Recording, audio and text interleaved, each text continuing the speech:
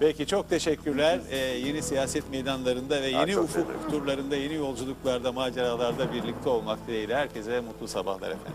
Enseyi karartmayın. Çok mersi.